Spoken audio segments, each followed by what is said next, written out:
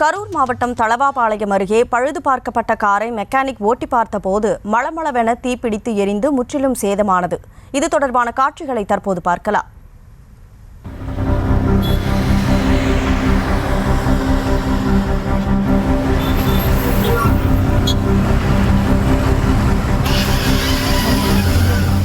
இதுகுறித்த கூடுதல் விவரங்களோடு இணைகிறார் செய்தியாளர் பிரபாகரன். பிரபாகரன், வணக்கம். என்ன நடந்தது? வணக்கம் கனிமொழி. கரூர் மாவட்டம் ராயனூர் பகுதியைச் சேர்ந்த காமராஜ் என்பவருக்கு சொந்தமான மாருதி கார் ஆல்டோ சர்வீஸ் செய்த கார் கரூரில் உள்ள ஒர்க் ஷாப்பில் விட்டுள்ளார்.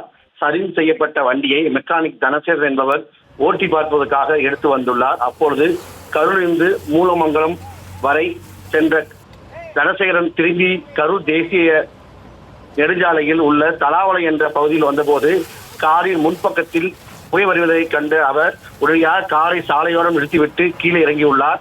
கார் மளமளவென்று தீப்பற்றி முழுவதும் எரிய தொடங்கியது.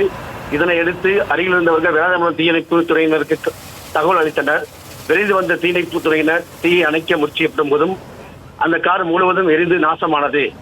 தேசிய நெடுஞ்சாலைக்கு கார் விபத்து பெரும் பரபரப்பை ஏற்படுத்தியுள்ளது. விவரங்களுக்கு நன்றி பிரபாகரன்.